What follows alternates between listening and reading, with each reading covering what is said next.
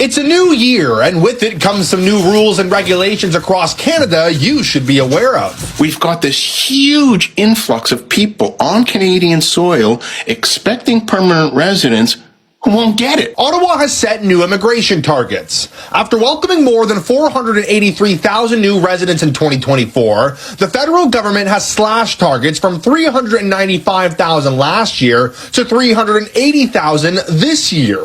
The number will be cut even more in 2027 to 365,000 new permanent residents. That includes temporary foreign worker targets, which aim to recruit 230,000 compared to 365,000 in 2025.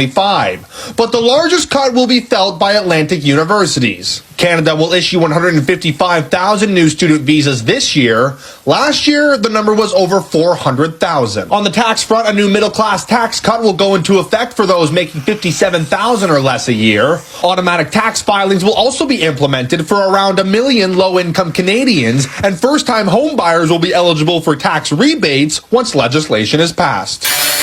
And an elbows up buy Canadian movement that begun because of the trade war will soon be a full-on federal policy. It will ensure federal spending prioritizes Canadian suppliers and workers. With that comes the implementation of the Free Trade and Labour Mobility Canada Act, which will remove barriers and regulations between provinces. I think symbolically, it's a really good way to start off the year. Actual impact, I think it's really more the provinces than the feds that we're looking for action from. One thing that hasn't changed to start the new year is a trade deal with the United States.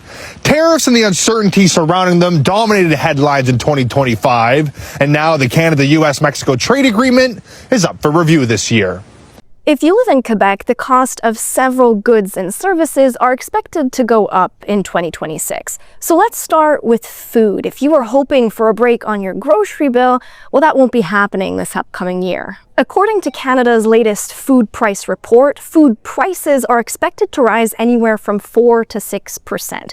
This means that on average, the price of groceries for a family of 4 could go up by $1,000. And some specific products are expected to rise significantly. Meat, dairy products, vegetables are going to have about 6 to 7% of increase, which is substantial. And that's also a reflection of Canada's dependence on the United States and the tariff increases that have been imposed on Canada. There are also proposed changes to the costs of electricity.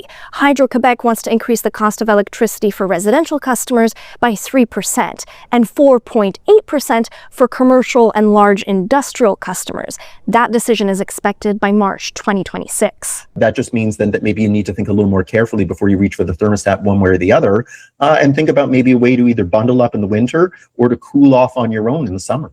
Now let's take a look at daycares, because subsidized daycare fees will also increase in Quebec, going from $9.35 to $9.65. Now, for older kids, like teenagers under 14, parents will still be able to claim the Quebec Refundable Childcare Tax Credit. That's a tax credit for things like after-school supervision, day camps, or daycare services, for example. But now, the subsidy no longer applies to children 15 and 16 like it used to. They're broke. It's as simple as that. I think what they've realized is that they have been overly generous in the money that they're throwing around. You know, this is one of those things that as you gear up for an election, you want to try and show that you are fiscally responsible, because that's usually at the top of people's minds when it comes to election campaign issues. Now, there are other tax credits that will actually give Quebecers more money back. Child benefits are going up, so you'll receive just about $3,000 per child this upcoming year. And on average, social welfare income will also increase, coming in at just above $9,500, which is $200 more than last year. The Quebec government's fiscal policies are taking less money away from individuals and households and putting more money back in the pockets of individuals and households that are low to medium income. Economists say that as Quebecers prepare to get their finances in order for 2026, one of the best things that they can do is stick to a budget. New Year, Canadians! Welcome back once again to my channel. I hope you all celebrated your Christmas well with family, friends and relatives, and I hope you are having a very enjoyable New Year celebration, and I wish you all the best in whatever you are going to do this year. This being the first video, well, it seems like Canada, things are expected to get even more worse. We expected the Liberal government to do something about it, to do something about the cost of living and everything in Canada, at least to improve the lives of Canadians in Canada. But this being a new year, well, it seems like the Liberal government is going to make things worse for Canadians. And in this video, Canadians and some media outlets will be telling us what to expect this year 2026, what Canadians should actually expect, what reality Canadians should expect to live into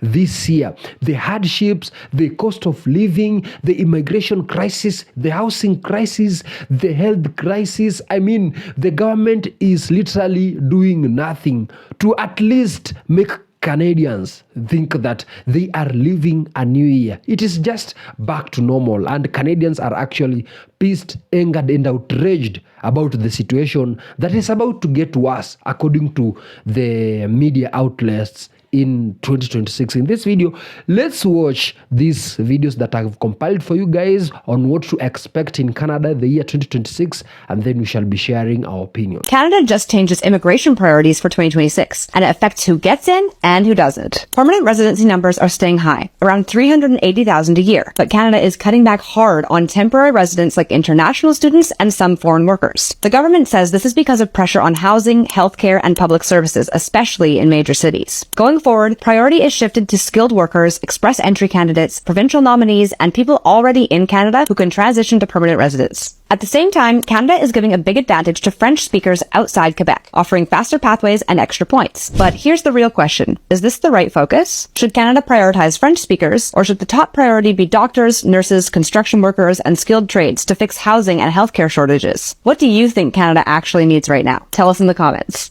Australian families are expected to pay an extra $2,000 on groceries, insurance and food in 2026. New research also showing more and more voters are losing faith in the major parties' ability to solve the worsening cost of living crisis. SEC Newgate reporting a surge from 19% in April to 30% now. Canadians are broke and Carney wants you to donate. Talk about squeezing water out of a rock. Prime Minister Mark Carney and the Liberal government are asking Canadians to chip in and donate to help build Canada even stronger. Read this bogus tweet they posted. Mark Carney and our new Liberal team are delivering real results for Canadians this year, and it's all thanks to you. Chip in now to help build Canada even stronger in 2026? Come on, Canada, only takes 2 minutes to donate. You can donate from 2025 all the way up to 1750 or even more. Do you want to tell Carney that we're broke, or should I? But unfortunately, I don't have a cell number. But what's the guy thinking, honestly? Sorry, but we donate. It's called taxes. But you just keep giving our taxes away to Ukraine. So ask Zelensky for a donation. I'm sure he'll do it. I just saw a news source on TikTok say that the cost of groceries are going to be going up significantly next year in 2026 in Canada. And living here, I'm going, how is it even possible? Because it's outrageous as it is. They're saying on average, a family of 4 is predicted to spend about $17,000 next year on groceries. That is $1,000 more already than what we're spending this year, which is $16,000 in 2025, which is absolutely insanity. How can people even afford to live at that rate? You have to be making above 6 figures to maintain that lifestyle. If I go to the grocery store now and I buy 3 to 4 items, I minimum, cheaply, am spending $20. That's on a good day. $20 gets me maybe 3 to 4 items if I'm lucky. I am barely surviving, let alone a family of 4. It seems so corrupt, it seems so wrong. And then they're saying the reasoning for the price increase is potential tariffs, which, thank you so much, Donald Trump. Also, for some reason, the price of beef is going to skyrocket. I don't even know why. They didn't even say why. It just said, yep, we're going to skyrocket the price of beef. And then they even said chicken is substantially supposed to be going up. So are we just not allowed to be happy anymore? If y'all see me panhandling on the street next year, this is why.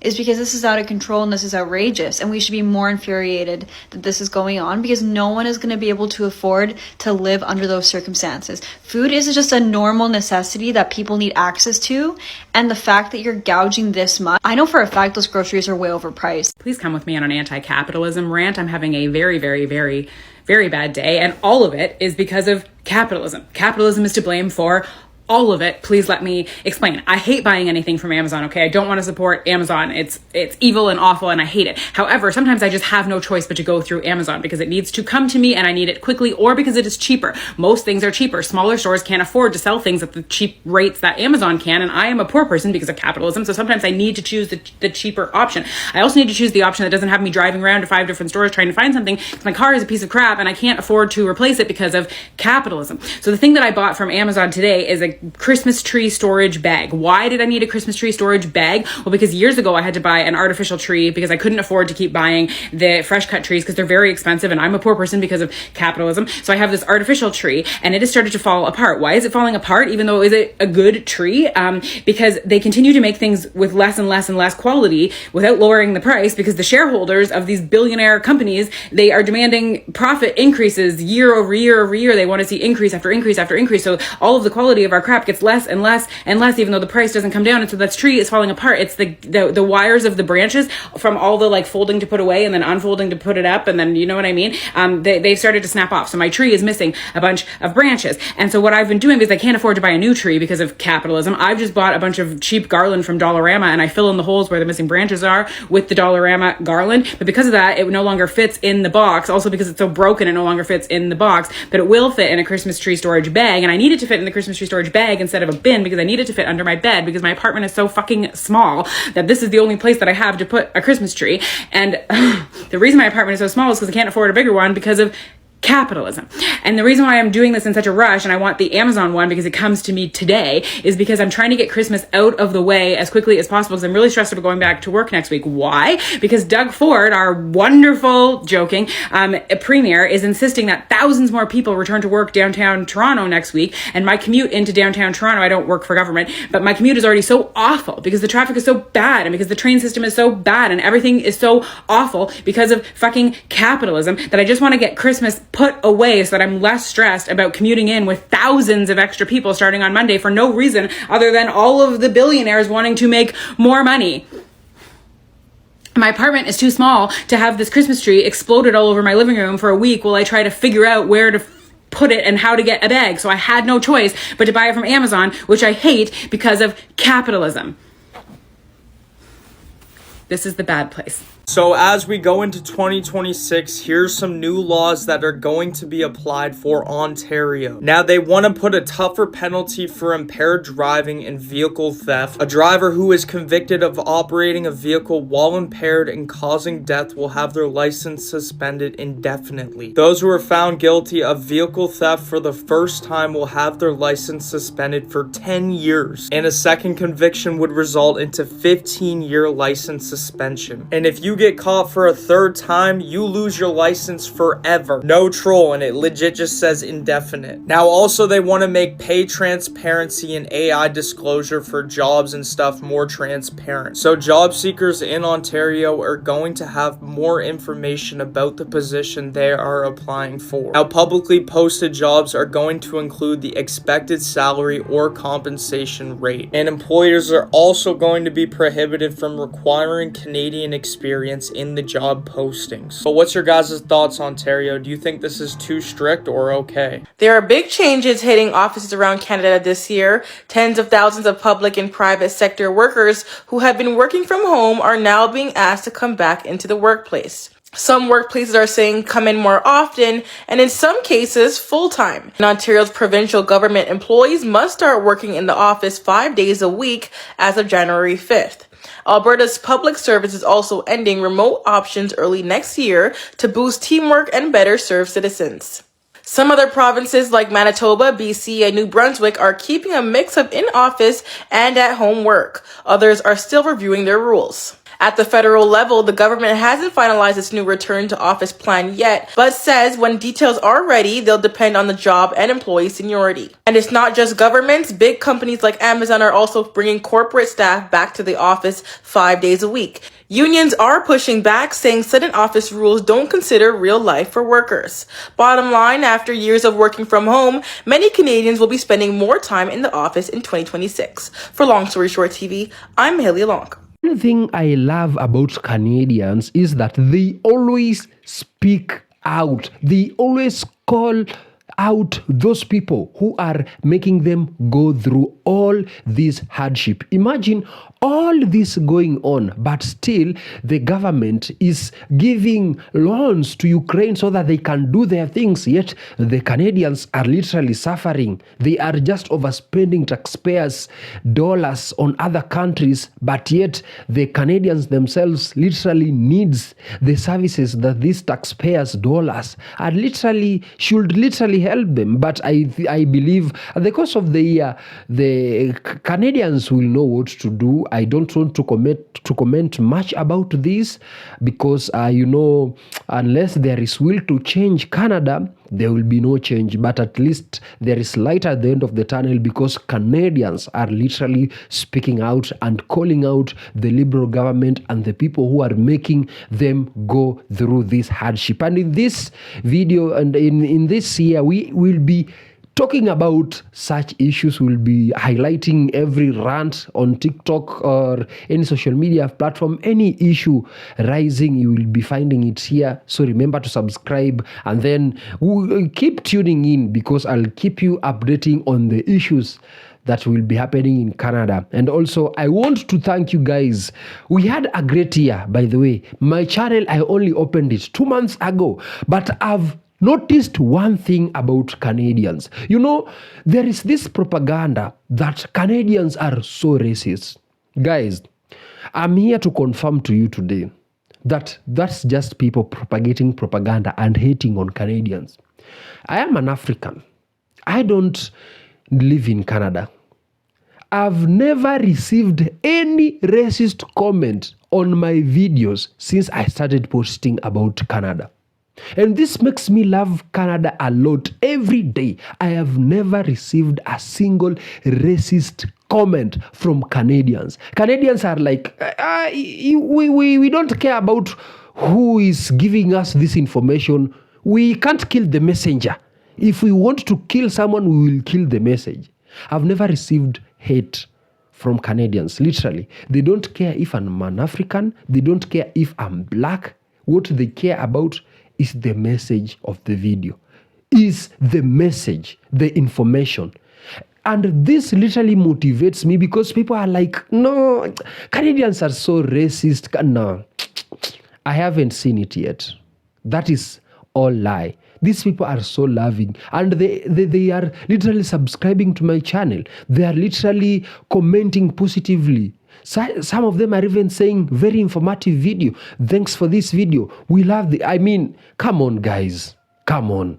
Stop propagating this propaganda that Canadians are racist. No, I'm here to dissolve that and to thank every one of you who've subscribed to this channel. And I promise to you guys that this year, this channel is going to be one of your favorite most channels in Canada because I'll be updating you with everything that is literally happening in Canada and every opinion that Canadians are giving, every rant. If they call out the government, you'll find it here. If they are speaking about issues affecting them, on this channel. If they are ranting about anything that concerns Canadians, you'll find it here. So that's a reason for you to subscribe, and thank you so much. I can't comment on that video for now because it's only the first day, but just to highlight or inform you about what to expect in Canada this year and expect more to come on this channel. Subscribe.